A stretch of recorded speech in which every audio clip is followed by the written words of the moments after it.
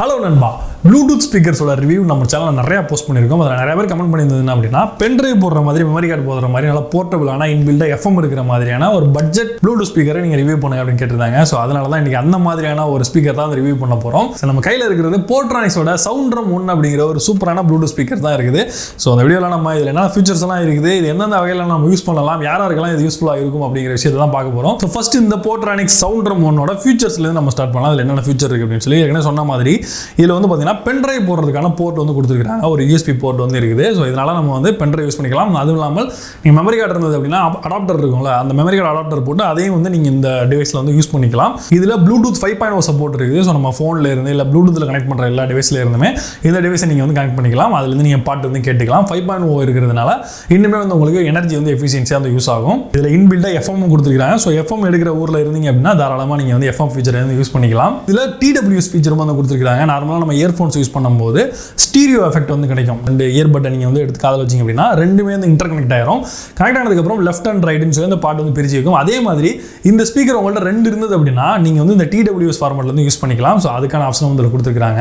இதிலே இன்பில்டாக மைக்கும் கொடுத்துருக்காங்க. ஸோ நம்ம யாருக்காவது ஆடியோ கால் பண்ணுறோம் அப்படின்னா டேரெக்டாக இதுலேருந்தே நீங்கள் மைக் யூஸ் பண்ணி பேசிக்கலாம். இந்த ஸ்பீக்கரோட டிசைன் பற்றி பார்க்கலாம். ஸோ இது ஃபுல்லாகவே வந்து பார்த்தீங்கன்னா ஒரு ரப்பர் மேட் ஃபினிஷ் வந்து கொடுத்துருக்காங்க. நல்லா இருக்குது. கையில் பிடிக்கிறதுமே நல்லா காம்பாக்டாக இருக்குது. மேலே வந்து பார்த்தீங்க அப்படின்னா ஒரு மெட்டல் கிரில் வந்து கொடுத்துருக்காங்க. இது வழியாக தான் சவுண்ட் வந்து அவுட்புட் வந்து வருது. அதாவது மேலே இருக்க ஸ்பீக்கரோட அவுட்புட் வந்து இதில் தான் வந்து வருது.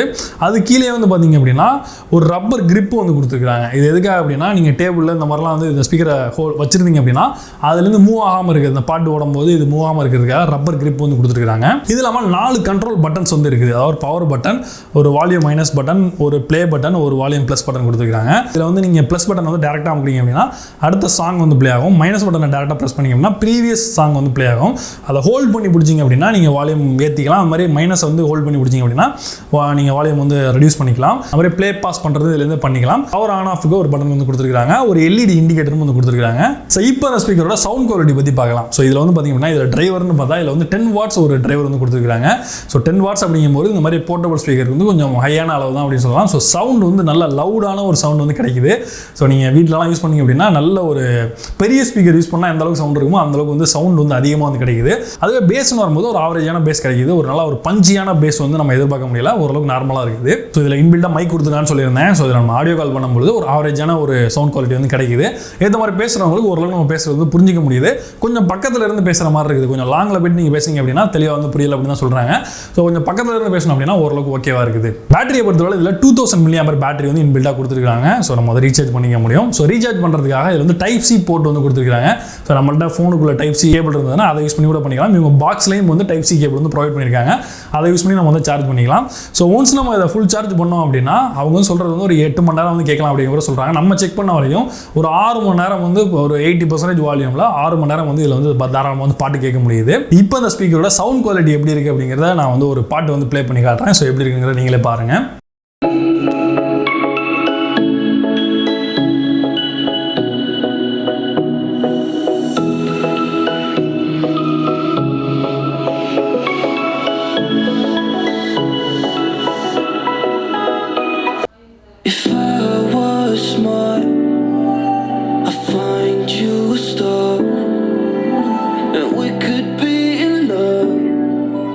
இந்த ஸ்பீக்கரை இந்தியாவில் இவங்க 1400 ரூபாய்க்கு வந்து பிரைசிங் பண்ணியிருக்காங்க. ஸோ 1400 ரூபாய்க்கு வந்து இந்த ஸ்பீக்கரை சேல் பண்ணுறாங்க. ஒரு காம்பாக்டான சவுண்ட் லவுடான ஒரு ஸ்பீக்கர் இது.